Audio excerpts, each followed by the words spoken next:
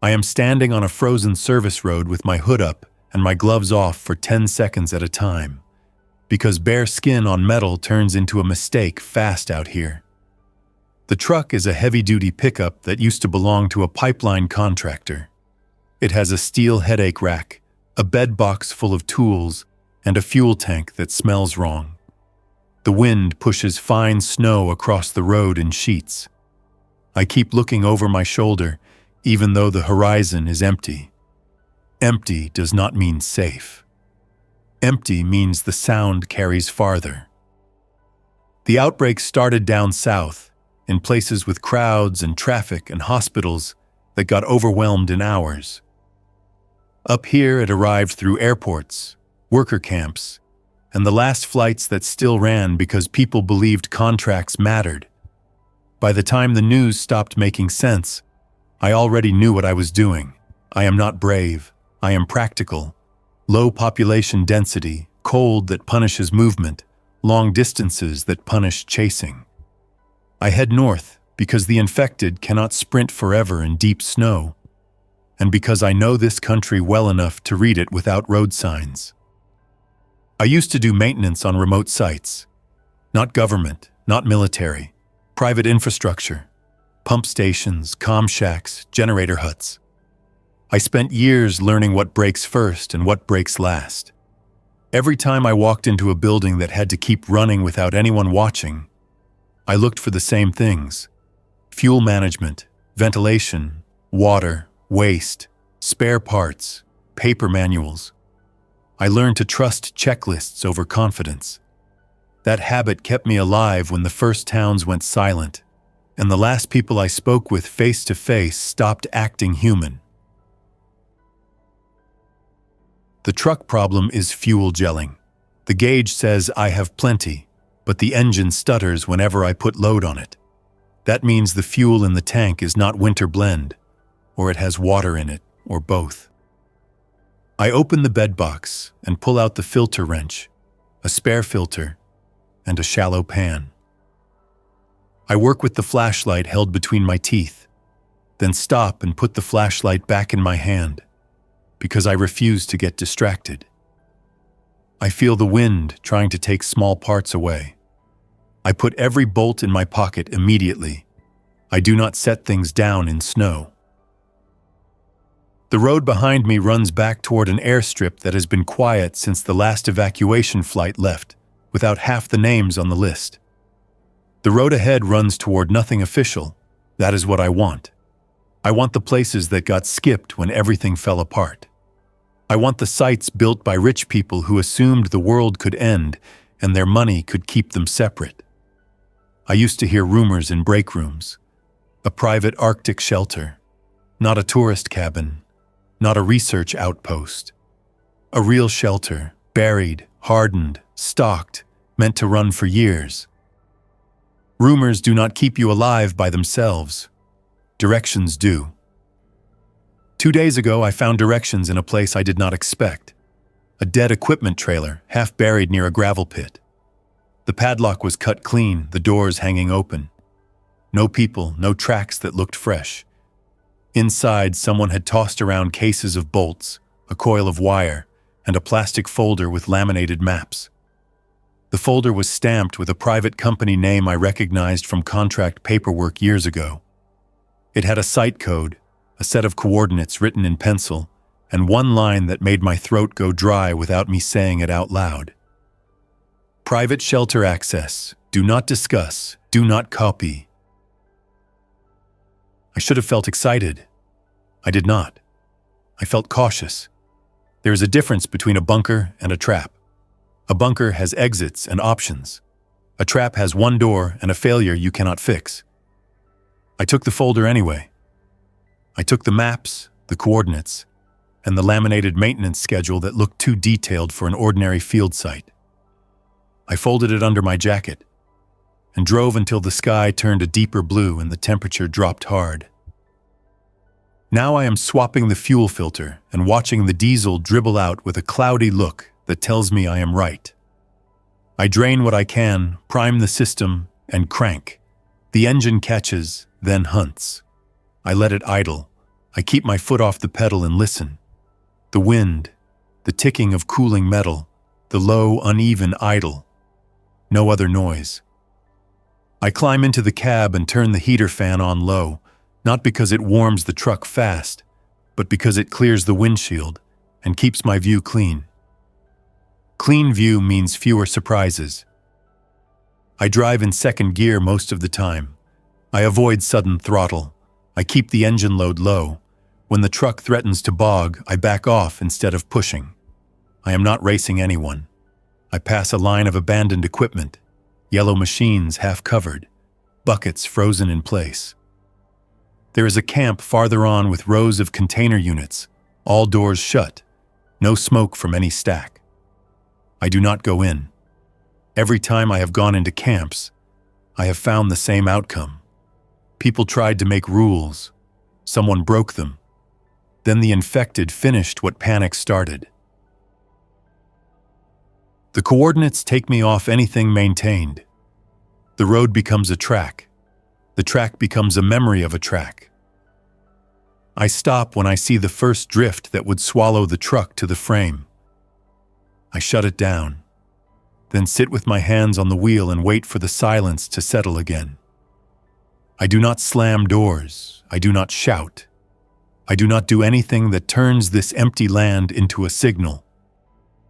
I pack a sled with gear from the bedbox, a shovel, a small chainsaw with fuel in a sealed can, a roll of rope, a headlamp, spare batteries, a compact toolkit, a pry bar, 2 full water bottles, food that does not freeze into a brick, and a rifle wrapped in cloth. The rifle is not for hero moments. It is for distance and last options. I sling it and keep my finger away from the trigger. Then I start pulling the sled into the wind. The snow surface is hard in places and soft in others. The sled jerks and catches.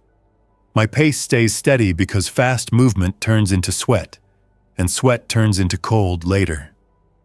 I watch the landscape for anything that looks wrong. A straight line that should not exist. A mound that looks too regular. A pole that breaks the horizon. I follow the map, check my handheld receiver, then check the map again because trusting a device alone is how people die when batteries fail. After 2 miles, I see it. Not a building, not a door. A gentle rise that could be natural, except for one thing. A short row of rocks arranged in a curve, spaced evenly, all the same size. A marker line meant for someone walking in poor visibility. I slow down. I stop and listen. Nothing. I walk forward and find a flat steel plate set into the snow, nearly flush. I scrape with the shovel until the edges show. There is a seam. There is a recessed handle. There is a small keypad panel covered by a spring-loaded flap. The keypad has no power light. That is either good or bad. Good means it runs dark and does not broadcast. Bad means it is dead. I wipe snow off the flap and open it. The panel is sealed behind clear plastic. No cracks, no frost inside. That means it is warm beneath. Warm means something is running. Something running means fuel, batteries, or both. I do not have the code. I try a few basics anyway. Nothing. I press the call button. I do not expect a voice. I expect a click. I get neither. I kneel and scrape along the seam until I find 2 recessed bolts. I pull my toolkit out and choose the slow method first. If there is an alarm system, the slow method might not trigger it. The bolts fight me. I keep steady pressure because snapping a bolt in freezing conditions turns one problem into 3. The panel comes loose enough for me to see wiring behind it. Thick cable, shielded, routed properly. This is not amateur work. I find a service access plug with a cap. Next to it, a tiny metal tag with a label stamped clean. Maintenance override port. Authorized technicians only. I stare at it. Then I look at my hands. I am an unauthorized technician. That stops mattering when the world ends. I pull the cap and smell warm air leak out. That smell is clean, filtered, dry, no rot, no smoke. I clamp the cap back on because I refuse to introduce moisture while I think. I move around the plate and clear snow until I find the hinge side. The hatch is thick, the hinge pins are massive. I wedge the pry bar into the handle recess and put my weight on it. Nothing. I try again with the shovel handle as leverage. I hear a faint shift. I keep pressure, slow and controlled. Another shift. Then a sound I do not want to hear. A buzzer, deep under the metal, muted by snow and insulation. I freeze in place and listen beyond the hatch. No movement, no voices, no running. The land stays quiet. The buzzer stops after 10 seconds. That tells me the system noticed tampering, logged it, then went back to sleep. No siren, no flashing beacon, no external lights. Whoever built this wanted secrecy more than deterrence. I keep going. The hatch handle moves another fraction. Then the seal breaks with a soft pop. Warm air rises, hits the cold, and turns into a short fog that vanishes in seconds. I open the hatch just enough to look down. A ladder, stainless steel, descending into a concrete collar. Light strips glow low along the walls, covered with protective lenses. The air that comes up is not stale. It smells faintly of plastic, metal, and something that could be cleaning solution. I do not climb down immediately. I walk a circle around the area, scanning for vents, cameras, anything that tells me the surface is watched. I find 2 low intake pipes disguised inside fake rock piles, each with a fine mesh screen. I find a thin mast stub sticking out of a drift farther away, painted to match the snow. It holds a small antenna under a cover. Whoever did this thought about everything, including people flying overhead. I go back to the hatch and tie my rope to a rock marker. Then I tie it to my harness. The harness is a simple climbing belt with a carabiner. It is not fancy, but it keeps a fall from turning fatal. I lower my sled to the top of the ladder and secure it. Then I climb down, one rung at a time, keeping my rifle slung tight so it cannot swing. At the bottom, there is a small landing and an inner door. The inner door is thick and has a wheel handle. This is the true seal. I close the hatch above me first. I do not want a column of warm air rising into the sky. Then I turn to the inner door and check the edges for frost. None. The metal is warm under my glove. That means this place is heated. I put my ear near the door and listen. A low hum, steady. Ventilation fan, pump, generator, something. I turn the wheel slowly. The lock bolts retract with smooth travel, no grinding. I pull the door open and step into an airlock room with a bench, a hook wall, and a second door on the far side with a status light glowing green. A small camera dome watches the space. I wave at it without thinking, then stop, because waving is a habit built for human eyes. There is a wall panel with simple instructions printed in large letters. Enter, close outer hatch, wait for pressure equalization, open inner door when green light shows. This place expects visitors, but it expects controlled ones. I do not see any motion sensor alarms. That does not mean there are none. I follow the instructions because fighting a system inside its own walls is a losing plan. I sit on the bench and wait. The hum shifts slightly. Air moves through vents above the door. The green light stays green. That tells me the system is already stable. I stand, turn the inner wheel handle, and open the second door. The shelter is real. The corridor beyond is concrete with sealed seams and painted surfaces that look clean. The lighting is warm, white, and even. There is a handrail on one side. There are doors with labels: utility, storage, medical, living, water, power. I step in, and let the door shut behind me. The sound is heavy, final. I stand still, listening, smelling, trying to detect any human presence. Nothing. No footsteps, no voices, no coughing, no radio chatter. That makes sense. If someone had been here recently, I would see signs in the airlock. Boots, gloves, condensation, trash. I see none. I walk down the corridor and stop at the first wall-mounted monitor. It shows a simple dashboard. Outside temperature, inside temperature, humidity, carbon dioxide level, oxygen level, generator status, battery charge, fuel level, water tank level, waste tank level. A row of small camera feeds, all black and white. 2 show the surface around the hatch from different angles. 1 shows the intake rock piles. 1 shows a small cleared area farther out that must be the exhaust stack, hidden under a vented cover. Everything on the dashboard is in normal range. I put my sled in the corridor and start opening doors. I do not rush. I do not celebrate. I treat every room as a job site until proven safe. The utility room holds a rack of filters, spare belts, spare hoses, bins of fasteners, a cabinet of electrical parts, and a printed binder labeled Shelter Systems Manual. The storage room holds shelves of sealed food containers, medical supplies, clothing, and stacks of batteries.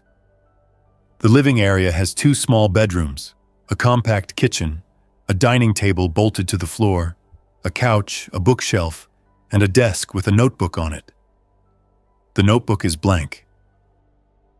That blank notebook tells me something important. Either no one ever used this place or someone used it and left without writing. I take the notebook and flip through all pages anyway. No hidden notes, no maps, no last message. I set it back down and keep moving. In the medical room, I find sealed kits, basic medicines, bandages, and a small dental kit. In the water room, I find tanks, pipes, and a filter system with clear labels. There is a snow melt intake option and a well intake option. The well pump status is green. They drilled a well out here. In the power room, I find the heart of it. A diesel generator behind a sound enclosure, a bank of batteries, an inverter system, and a fuel manifold with valves labeled in plain language. The generator runs at low load. I can feel the vibration through the floor. There is a maintenance log clipboard hanging on a hook.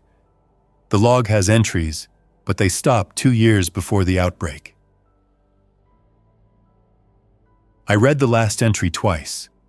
It is signed with a name and a company stamp. It says a maintenance technician performed a full service, tested the system, confirmed supplies, then sealed the shelter. No note about occupants. No note about a handover. No note about a defect. The shelter was maintained, then left waiting. That fits the idea of a private owner who built a lifeboat, then went back to normal life until normal life ended too quickly for him to reach it. I stand in the power room with my gloves on and my rifle leaning against the wall, and I realize I have a new problem. This shelter can keep me alive. It can also bury me alive if I get careless. That means the first thing I do is not sleep. The first thing I do is make it mine in a careful way. I go back to the desk and open the notebook. I write the date in words. I write my name, Grant Mercer. I write a simple rule: check systems twice per day, no exceptions. Then I write the second rule: never open the outer hatch without a full kit and a tied line. Then I start inventory. It takes hours. I count food by category. I count fuel by tank gauge and by physical dipstick measurement, because gauges lie. I check the battery bank voltage and compare it to the monitor reading. I open the filter cabinet and note how many intake filters there are. I check the spare belts and hoses for dry rot. I check the tool cabinet and find something that makes me exhale through my nose, quiet and controlled. A small radio kit, packaged and sealed, with a note in the box. For emergency contact only. Keep transmissions short. Do not broadcast location. I do not open it yet. I set it back. I do not want to start talking into the air until I understand what I'm inviting. When I finally sit on the couch, it feels wrong. Not because it is uncomfortable, because it feels normal. Normal is dangerous now. Normal makes people forget the rules. I do not forget. I stand back up and go back to the power room to check the generator again, because I refuse to trust my first impression. The oil pressure is good. The coolant temperature is stable. The exhaust heat is vented through an insulated pipe that runs up and away, then out through the disguised stack. That stack cover is not hot enough to melt snow around it. That means whoever engineered this understood signature control. I take a meal from storage. Not a celebration meal, a practical one. I boil water and eat a pouch of stew that tastes flat, then drink warm tea to keep my throat comfortable in this dry air. I wipe down the counter and put everything back. Then I set up my sleeping bag in the smaller bedroom, not the larger. The larger room feels designed for an owner. The smaller feels designed for a technician. I choose the room that keeps my head in the right place. Before I sleep, I do a full walk again. Airlock, corridor, monitor, power, water, storage, living, medical, back to airlock. I check door seals with my hand. I check that the outer hatch is closed. I check the camera feeds. The surface is still empty. Then I sleep, but only after I set an alarm on a battery clock. I do not trust my body to know time underground. I wake to the sound of the ventilation fan changing speed. Not loud, a subtle shift. That wakes me because my brain is still tuned to machines. I sit up and stare into the dim room for a few seconds, then swing my feet out and pull on boots. I do not rush. Rushing makes mistakes. I walk to the monitor and look at the dashboard. Carbon dioxide is slightly higher than before. Humidity is slightly lower. Everything is still in range, but change means something happened. I go straight to the utility room and check the intake filter differential gauge. The needle shows higher resistance. That means snow has clogged the intake mesh, or frost has built up, or both. So the first job of my first full day is outside. I pack carefully.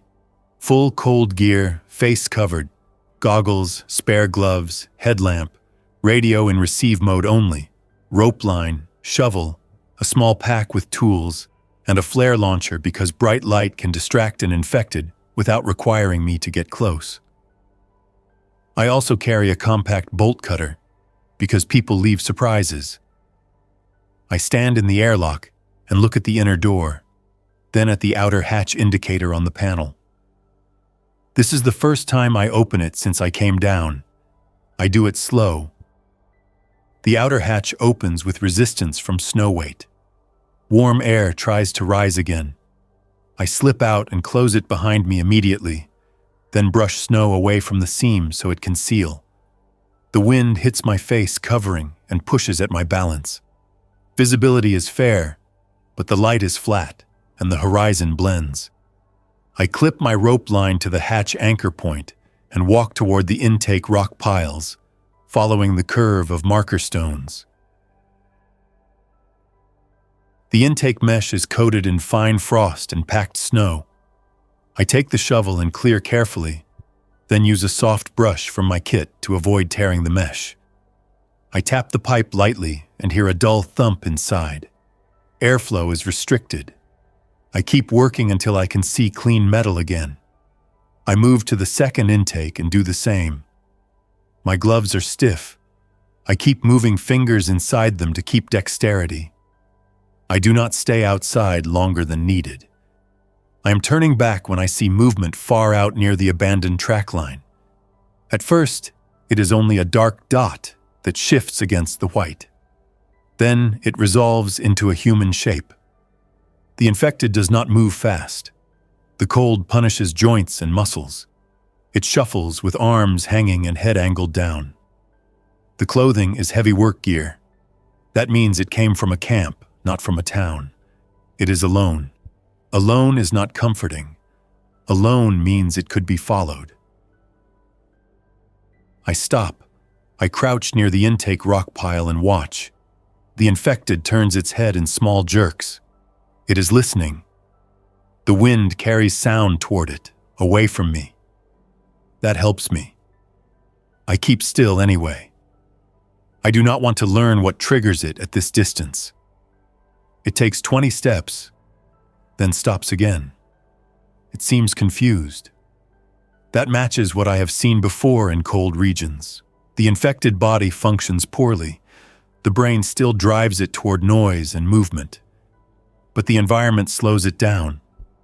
I wait until it turns away. Then I move back to the hatch at a controlled pace. I do not run.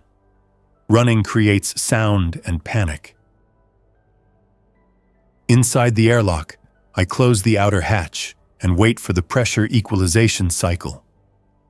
The green light comes on. I open the inner door and step in, then stand with my back against the concrete for a moment. I do not say relief out loud. I do not do gratitude speeches. I do not pretend I have won. I go to the monitor. Intake pressure returns to normal. Carbon dioxide begins to fall. That proves the problem and the fix.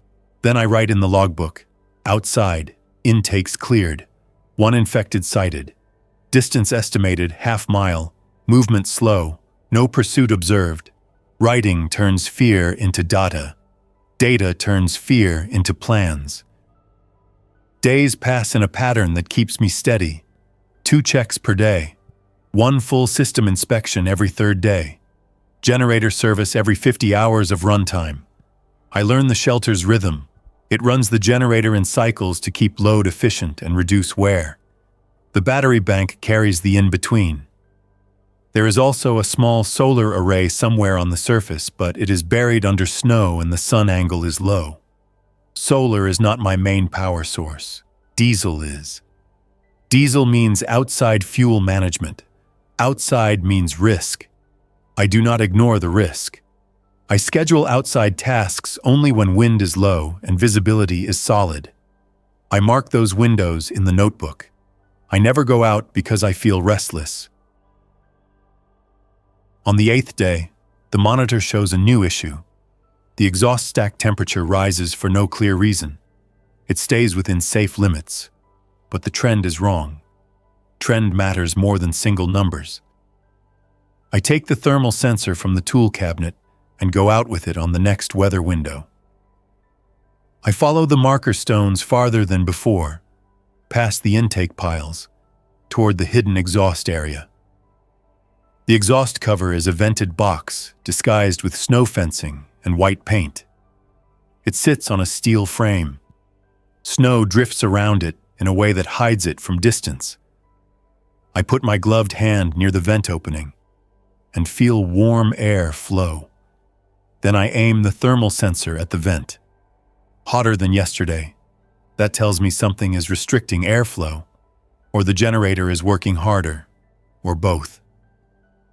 I clear snow from the vent louvers. I tap the cover lightly. No ice fall. I crouch and look for the exhaust pipe entry.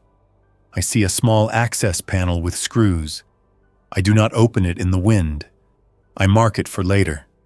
I go back inside and check generator load. Load is stable. That points back to exhaust restriction. I schedule a deeper inspection the next day. The next day, I open the exhaust access panel with a screwdriver while snow tries to fill my collar. Inside, the exhaust pipe insulation looks intact, but there is a thin layer of frost on the inner cavity wall. That should not happen in a properly vented warm exhaust cavity. Frost means warm air is leaking into a colder section and condensing, then freezing. That can build into ice and restrict the vent.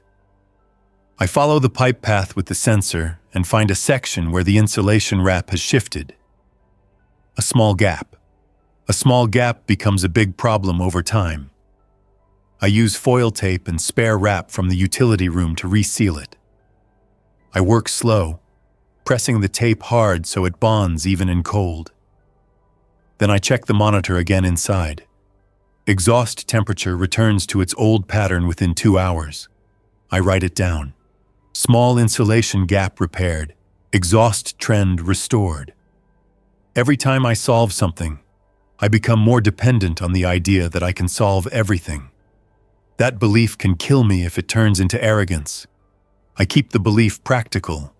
I keep the fear useful. The infected do not go away. I see one every few days, always distant. Sometimes two, never a crowd. That is good news and bad news. Good news means I am not sitting under a migration route. Bad news means there are still pockets of infected moving even in conditions that punish movement. That means spring could be worse, not better. To prepare, I adjust the shelter's noise signature. I reduce generator run times during calm weather, and I run it more during windy conditions. I hang heavy blankets in the power room doorway to reduce sound transmission into the corridor. The generator is already enclosed, but small reductions stack up. I also pile extra snow around the hatch collar, building a low berm that blocks sound and sight from distance. I do not do these things because I feel dramatic. I do them because I have seen how small leaks become invitations. On day 21, I make my first trip away from the shelter. I do not want to. Want does not matter. The shelter has everything I need, but spare parts are finite. The manual binder includes a section with a list of recommended resupply items. It names specific filter types, lubricant, coolant, and a set of replacement fan bearings for the main ventilation system. Those bearings are not in the spare parts cabinet. That means the system expects periodic resupply. Without bearings, a failed fan can turn the shelter into a sealed coffin. There is one place in this region that might have compatible parts, a small research outpost used for climate monitoring. I know where it is because I worked near it years ago. I load the sled with tools, a small generator for external power, and an extra fuel can. I follow my rope line out, close the hatch, then head into the open land. The trip takes 4 hours because I move careful and I do not take shortcuts over unknown snow. The outpost appears as a low cluster of buildings with windbreak fencing around them. No smoke, no tracks. One antenna mast leaning slightly. I stop on a ridge and watch for 10 minutes. I look for movement. I look for any sign of life. Nothing. I approach with my rifle in hand, muzzle down. I do not aim at windows unless I see movement. I am not hunting people. I am trying to stay alive. The main door is chained from the outside. That tells me someone tried to seal it. That also tells me there might be infected inside that someone did not want coming out. I do not cut the chain. I go to a side door, one that leads into a utility corridor. The lock is frozen, but the metal is brittle. I use the pry bar and pop the latch. The door opens with a slow groan. Cold air spills out from inside. That means the building has no heat. Cold building means any infected inside moves even worse. But it also means bodies, food, and supplies are preserved in a way that makes them hard to handle. Frozen objects do not forgive mistakes. I step into the corridor and let my eyes adjust. The light from my headlamp cuts a narrow path. The air smells stale, dusty, and faintly chemical. I move one step at a time, listening. I find the utility room and open it. The shelves are half empty. Someone looted it. I do not get angry. Anger is a waste. I look for what I need. Bearings, filters, lubricant. Anything with a sealed label. I find a small bin of sealed bearings. Not the exact part number in the shelter manual, but close in size. I take them anyway. I find a tube of high-temperature grease. I find 2 sealed filters that could be adapted. I take those too. Then I hear a sound from deeper in the building. Not a human voice, not a word. A low scrape, slow, repeated. Something dragging on a floor. I stop moving and kill my headlamp. Darkness drops hard. I stand still and let my eyes catch faint shapes. The scrape continues. Closer now. That means it heard something. That means it is moving toward me even in this cold. I turn the headlamp back on, but I aim it low toward the floor, not straight ahead. I do not want to give myself away with a bright beam from a distance. I step back toward the door. The scrape becomes a shuffle. Then a figure appears in the corridor, 10 yards away. It is a man in a heavy parka, hood down, face frozen in a slack stare. Frost clings to his beard. His arms move in stiff swings. His boots drag. The infected stops when the light hits the floor near his feet. He tilts his head and listens. I take 2 steps back, then 3, then I slip out the side door and close it without slamming. I wedge the pry bar through the handles to keep it shut. I do not need to fight him. I only need to leave. Outside, the wind feels loud after the sealed corridor. I pull the sled away from the building and keep moving without looking back for a full minute, because looking back steals attention from the ground and the route. I do not want to trip in open snow with a building full of infected behind me. When I finally turn, I see the side door push once, then stop. The infected inside hits it again, slower. The pry bar holds. The chain on the main door holds. The building becomes a box again. I keep going. The trip back takes longer because the wind shifts and snow begins falling harder. Visibility drops. My marker stones near the shelter are what saves me. I find the first rock curve and follow it down to the hatch. When I pull the hatch open and warm air rises, I do not see it as comfort. I see it as a sign I must hide. I close it fast. Back inside, I spread the salvaged parts on the table and inspect each. I clean them with alcohol wipes. I let them dry. Then I label them in my notebook. Outpost run. Bearings acquired. Filters acquired. 1 infected confirmed inside outpost. Door wedged. Then I eat, drink, and force myself to sit for 20 minutes without moving, because exhaustion makes people chase tasks until they collapse. I will not do that. After the rest, I go to the ventilation service panel and locate the fan assembly. The shelter manual shows how to replace bearings. It is clear, step by step, written for someone who might panic. Whoever wrote it knew the stakes. I do not replace the bearings yet. The fan runs fine. Preventive work is good, but it also risks introducing a mistake. I plan it for a day when the shelter conditions are stable and I have full daylight outside, because I might need to open the intake housing on the surface for alignment checks. Planning is part of survival. Weeks turn into months. The calendar on the wall becomes my anchor. I mark each day with a pen stroke. I also write a short summary in the notebook each night. Not feelings, facts, tasks done, numbers observed, any unusual sound, any unusual thought that might push me toward unsafe behavior. That last part surprises me the first time I write it. Unusual thought. Go outside without a purpose. I write it down. I do not do it. I begin to understand that the shelter is not only a machine system, it is a behavior system. It works if the occupant works.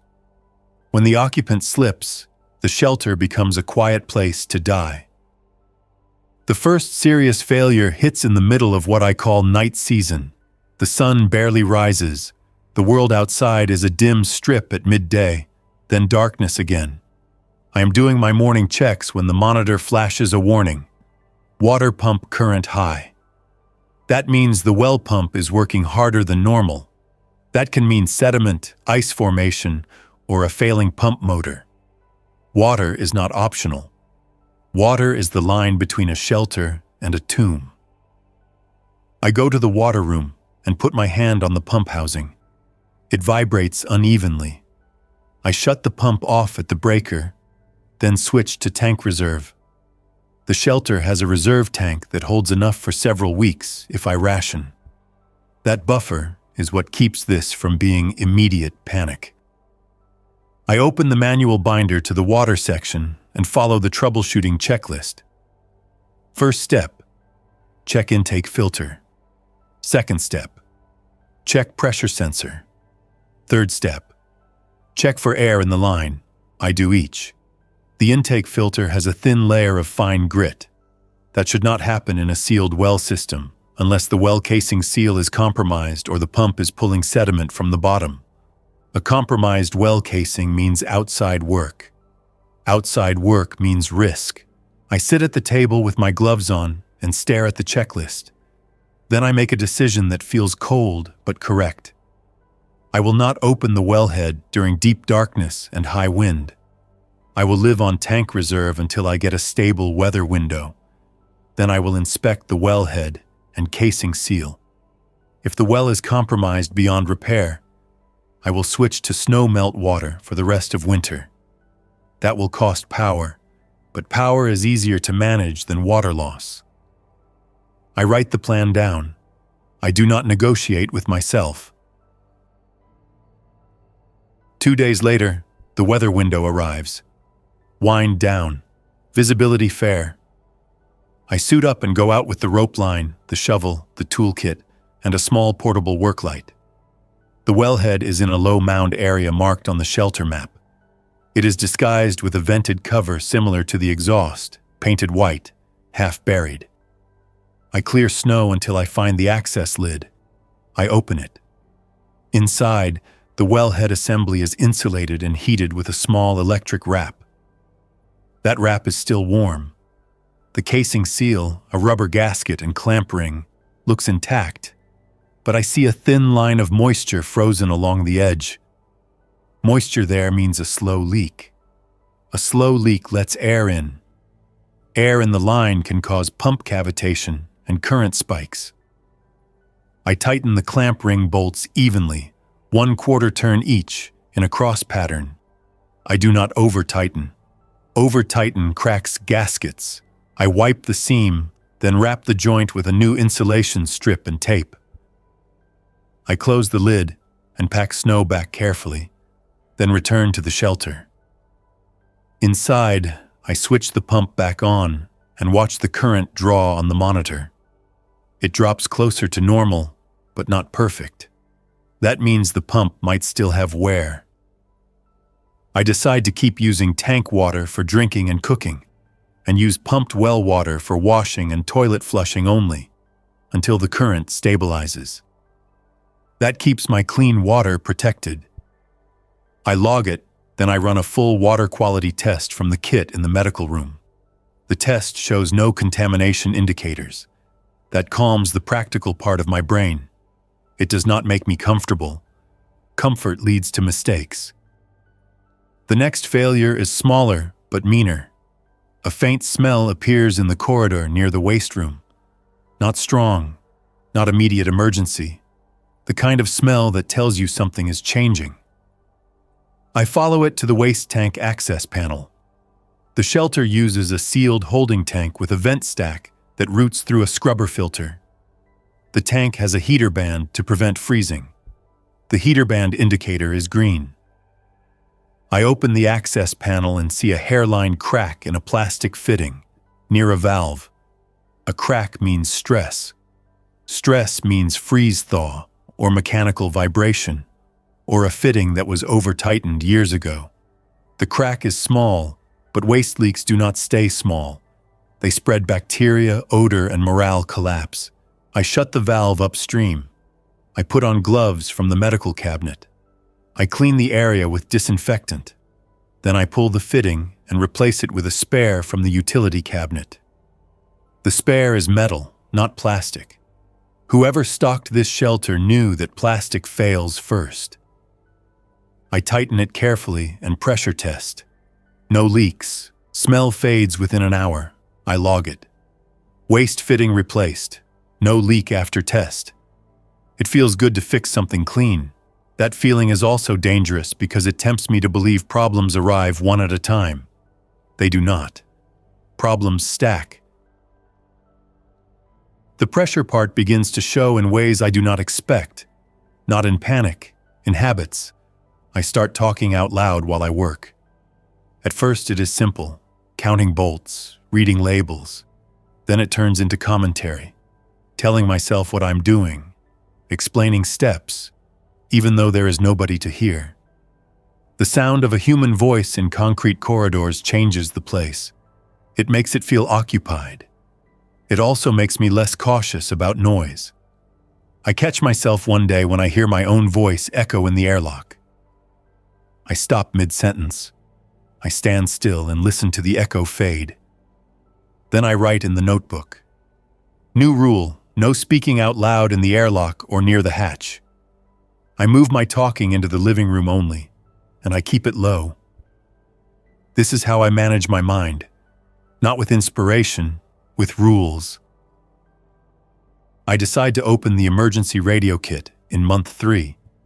I do it on a day when the shelter systems are stable and I have eaten and slept. I do not do it on a restless day. I lay the kit out on the table and read the instructions twice before touching the controls. It is a compact transceiver with a wire antenna, a small tuner, and a sealed battery pack. There is also a laminated frequency list and call protocol. Short transmissions, no location, no identity details. Use a simple call sign. I set it up in receive mode only first. I string the antenna wire along the corridor ceiling near the hidden mast feed point. I connect it, then listen. Static. Faint pops. Wind noise in the band. Then, after an hour, a human voice breaks through. Weak, distorted. A man speaking in short bursts, reading what sounds like a status report. He mentions a coastal settlement. He mentions fuel shortages. He mentions infected on sea ice. He says the same message 3 times, then stops. I do not answer. I sit at the table and stare at the radio. Answering means becoming part of something.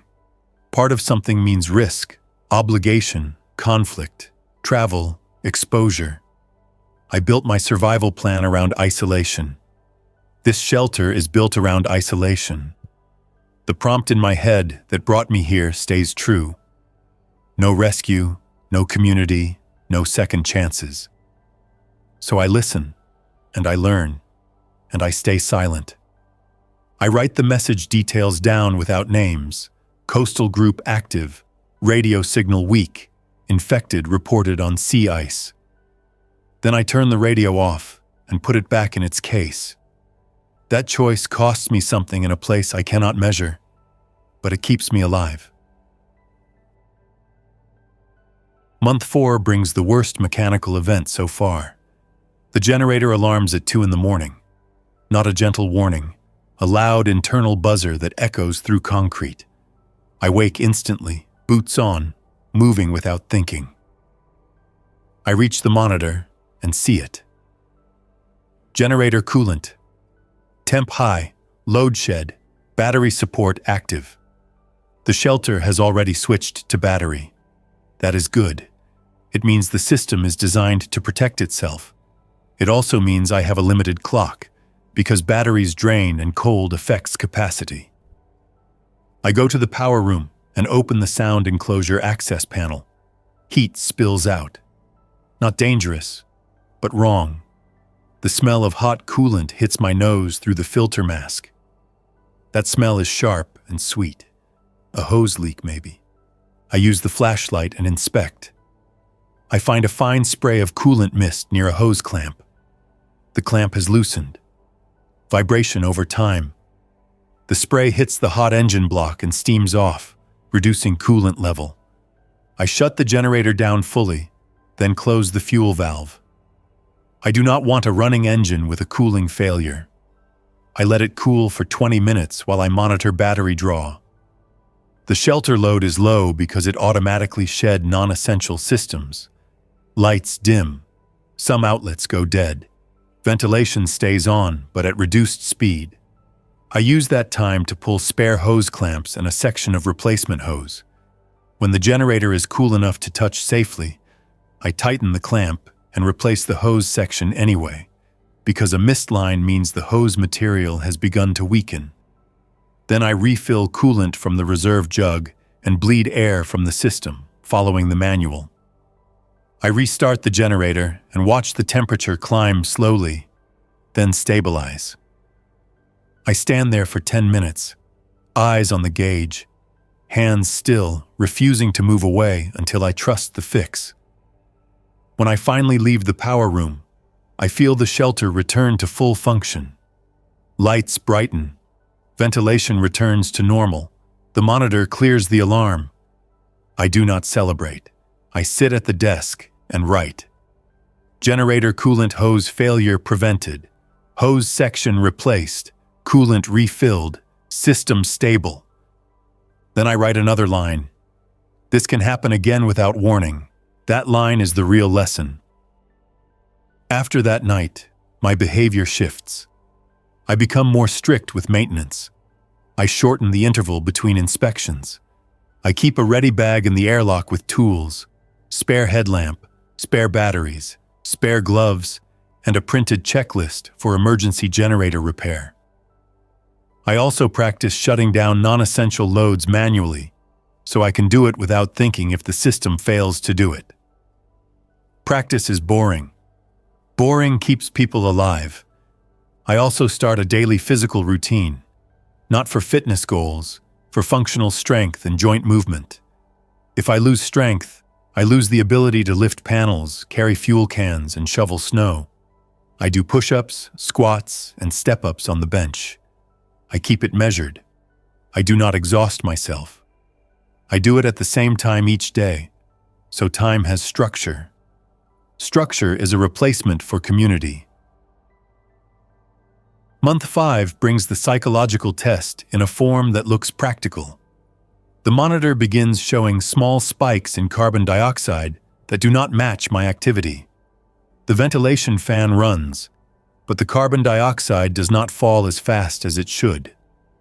That means the air exchange is restricted or the scrubber media is saturated. The shelter manual says the system uses both outside exchange and a chemical scrubber for redundancy. The chemical scrubber can handle short periods of restricted intake, but it is not infinite. I check intake pressure. It is slightly elevated again. That means the intake mesh is clogging more often. Snow patterns have changed. Wind direction shifts. Drifts build differently. So I go outside more often to clear intakes. More outside trips means higher risk of encountering infected. I adapt. I set up a small windbreak wall of snow blocks near the intake piles, built low and tight, so I can work in a sheltered pocket and reduce time exposed. I also place 2 simple noisemakers farther out, made from hanging metal scraps on wire. If an infected wanders near, it might hit the noisemaker first and create a sound away from me. It is not perfect, but it is something. I do not build traps meant to injure. Injuring creates cleanup problems and noise. I build distractions. During one intake clearing trip, I see 2 infected this time, not one. A man and a woman, both in heavy gear, both moving slow. They are a mile out, crossing a shallow ridge. They stop often, listen, then move again. Their direction is not straight toward the shelter, but it could drift that way over hours.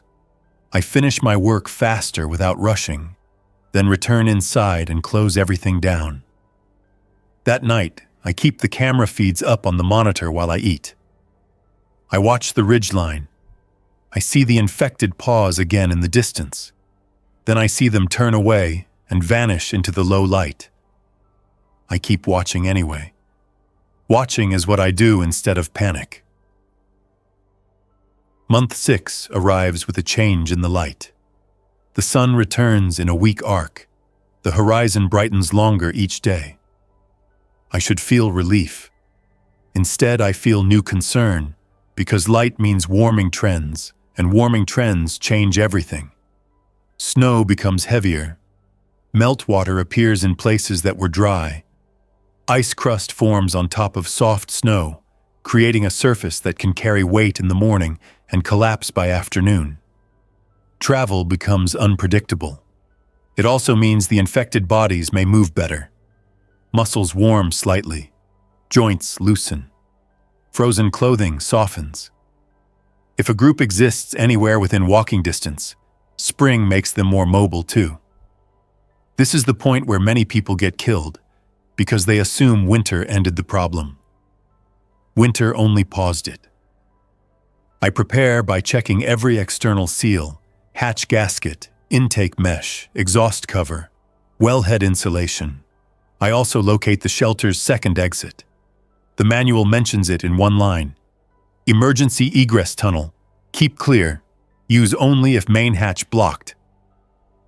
I find the hidden door behind a storage shelf. It leads into a narrow tunnel with a ladder that rises to a small hatch farther away from the main entrance. That hatch is buried under a false rock slab. It is sealed, but accessible. I clear the tunnel and mark the internal path with reflective tape, so I can find it in low light without hesitation. Second exits do not guarantee safety. They only reduce the chance of dying in one spot. One afternoon, I hear a sound on the surface through the hatch collar that makes me stop mid-step in the corridor. A heavy thud, then another, then a scraping drag. It is not wind. Wind is constant. This is irregular, close, near the hatch. I move to the monitor and bring up the hatch camera feed. The image shows snow swirling, then a shape moving into view. An infected, very close, stumbling around the hatch area. It must have followed the faint warmth signature, or it caught the slight vent noise, or it simply wandered until it hit the marker stones. The infected bumps into the hatch cover, then slides off. It turns its head, mouth open, jaw slack. It makes a sound that does not come through the camera audio because the system has no microphone, but I can see the motion. I stand in the corridor and look at the inner door that separates me from the airlock.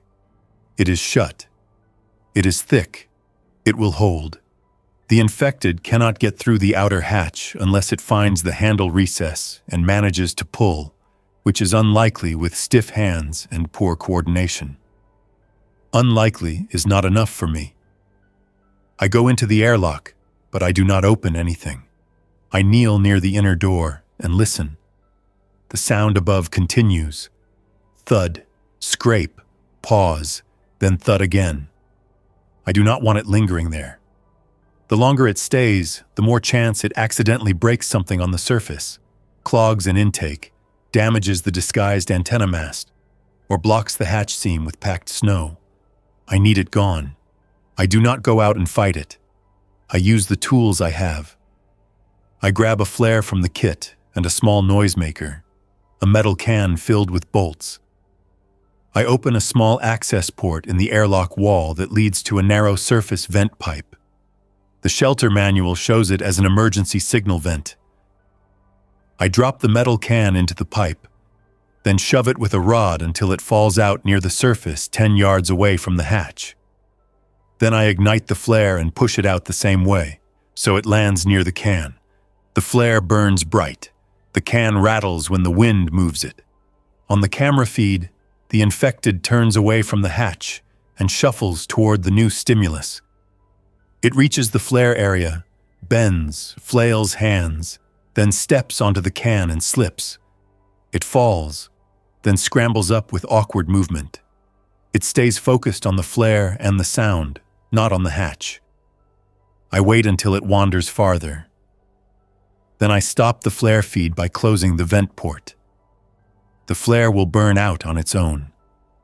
I watch the camera until the infected disappears beyond the ridge. Then I sit at the table and eat cold food because my hands are busy shaking from adrenaline, even though I refuse to name it. The way I know it happened is that my spoon keeps tapping the bowl rim. I force my grip to steady. I force my attention back to the monitor.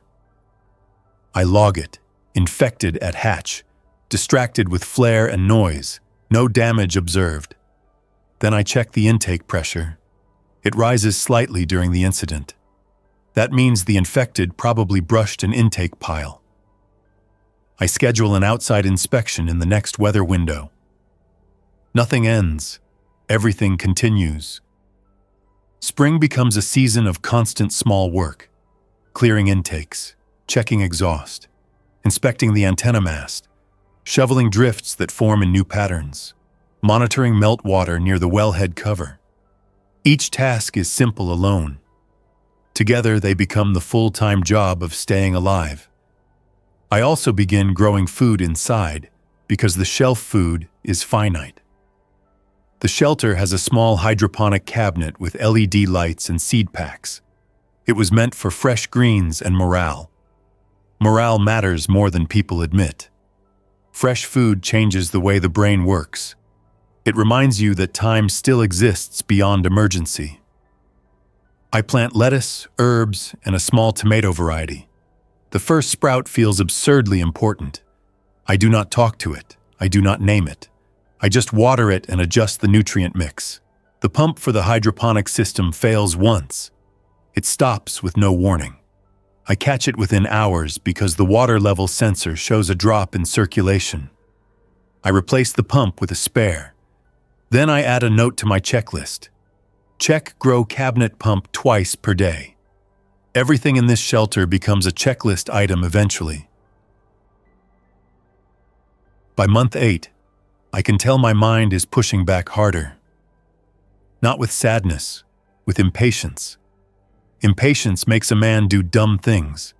It makes a man open doors just to feel a change. It makes a man waste fuel on a long shower because he wants comfort. It makes a man transmit on the radio just to hear a voice. I handle impatience the same way I handle coolant leaks. I create a system that blocks it. I schedule one controlled change each week, one new activity, one new meal recipe, one new maintenance improvement, one new book chapter. The shelter library is small, but it exists. The owner stocked books on history, engineering, and a few novels. I read the engineering and history. Fiction feels wrong right now. Fiction makes my mind drift. Drift leads to mistakes.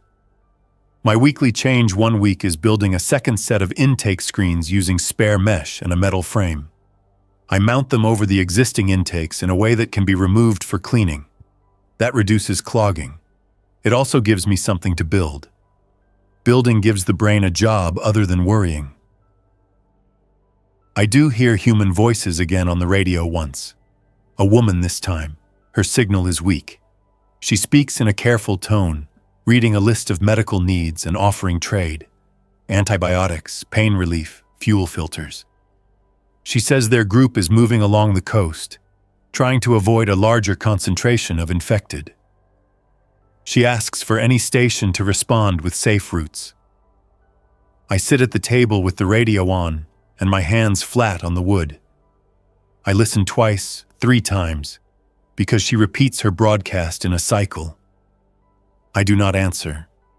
That choice becomes harder now, because her voice sounds tired, controlled, human. The kind of voice that could belong to someone who understands rules, someone who might not become a threat. The problem is that I cannot verify any of that without contact, and contact pulls me into risk. I turn the radio off again and put it away. Then I write in the notebook the real reason I stay silent. If I answer once, I will answer again. If I answer again, I will get pulled out. This place works only if I keep it secret. I do not write it to convince myself. I write it to pin the idea down and keep it from changing shape later. The final mechanical test of the year hits in month 10, when the ventilation fan bearings begin to growl. It starts subtle, a faint, rough sound that comes and goes. Then it becomes consistent, a low grinding vibration that transmits through the corridor wall. If the fan fails, carbon dioxide rises and oxygen drops. The shelter has scrubbers, but scrubbers are a bridge, not a road. This is the moment where the shelter asks me a direct question. Can you actually keep me running? I prepare the work area with a discipline that feels almost ritual. Tools laid out, spare bearings unsealed and inspected, grease ready, manual open to the right page, emergency battery lantern positioned, spare intake filters on standby. I shut down non-essential loads. I set the generator to run steady for the duration, because I do not want a power cycling event during fan replacement. Stable power means stable ventilation control. Then I start. I shut down the main fan, and I immediately feel the air become still. That stillness is dangerous. I start the backup circulation fan at lower capacity and turn the chemical scrubber on full. The monitor shows carbon dioxide rising slowly, but within limits. I have time, but not unlimited. I open the fan housing. It is clean inside, which means the filters have been doing their job. The bearings are the weak point. I remove the shaft assembly with slow, careful steps. I do not drop anything. I do not force anything. I do not let impatience enter. The old bearings come off with resistance, then finally slide free. The grease inside them looks dark and gritty. That is wear. That is the sound I heard. I install the new bearings, grease them properly, and reseat the shaft. I align the fan blades and spin them by hand. Smooth. No grinding. No wobble. I close the housing and restart the fan. The air begins moving again through the vents, steady and clean. The monitor shows carbon dioxide dropping back toward baseline. Oxygen stays stable. Humidity shifts back into its normal band. I stand in the corridor and listen to the fan run, not for comfort, but for confirmation. The sound is clean now, a steady mechanical hum without rough edges. I write in the notebook with careful handwriting. Main fan bearings replaced. System restored. Time without main fan, 43 minutes. Scrubber used. No alarms. Then I sit on the floor with my back against the wall for a full minute, because I need to mark the moment without turning it into drama. The shelter asked the question. I answered it. That answer does not mean I win forever. It only means I survive today. By the time the next deep winter begins, I am a different man than the one who pried open this hatch. Not tougher in some movie way, more disciplined, more aware of how thin the line is. I do not think about rescue. I do not imagine a convoy coming over the horizon. I do not fantasize about rebuilding. Those thoughts feel good for a moment. Then they rot into disappointment. Instead, I think in tasks, in hours, in systems, in fuel gallons, in filter replacement dates, in small rules that keep the big rule intact. Stay alive, stay hidden. The infected still wander sometimes. I see them on the camera feeds when snow clears and the light turns sharp. Once I see 3 moving together, drawn by something I never hear. I wait them out. I do not go outside until 2 days later, when they are gone. My world shrinks to the size of this shelter and the circle of snow around it that I keep clean and controlled. That shrink does not feel heroic. It feels real. One night, months after the last radio voice I heard, I sit at the desk and open the blank notebook to the first page where I wrote my rules. The ink has smudged slightly from handling. The words still hold. I add a new rule under the first 2. Do not trust your mood. Trust your checklist. Then I flip to the latest page and read my most recent entries. Intake cleared, exhaust checked, well head insulation repaired, grow cabinet harvested, generator oil changed, camera feeds clear. It reads boring. Boring is the goal. I sleep in steady blocks now. I wake when the monitor alarms. I wake when a pattern shifts. I do not wake to silence anymore, because silence is normal in here. The shelter hum becomes my weather. The fan speed changes become my sunrise. The generator cycle becomes my calendar. Sometimes when I am carrying a bucket of melted snow water to the filter intake, I catch myself wanting to speak to someone about a simple thing, something pointless and human. I stop, set the bucket down, and stand still until the urge passes. Not because wanting that is wrong, because acting on it in the wrong way could kill me. If I start transmitting on the radio, someone might triangulate. If I invite someone here, I might invite a threat. If I leave to find people, I might die on the surface or bring infected back to my hatch. The shelter can support a single human mind, but only if that mind accepts what the shelter demands: isolation, routine, no second chances. On the anniversary of my arrival, I do one thing that looks emotional but is practical. I write a full maintenance schedule for the next year on a large sheet of paper and tape it to the wall near the monitor. Oil changes, filter swaps, intake cleaning frequency, exhaust inspection, wellhead checks, battery testing, fan bearing recheck interval, hydroponic supplies inventory, medical inventory.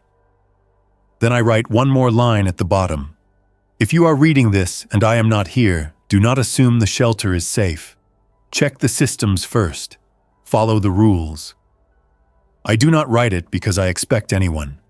I write it because it forces me to see myself as part of a system, not the center of it. That mindset keeps me careful. I end this account tonight in the same way I live it. I check the monitor. Numbers stable. I walk the corridor. Doors sealed. I look at the camera feeds. Surface empty. Intake piles clean. Exhaust cover intact. Hatch area clear. Then I sit at the desk and put my pen down. The shelter does not save me by itself. It gives me tools and time.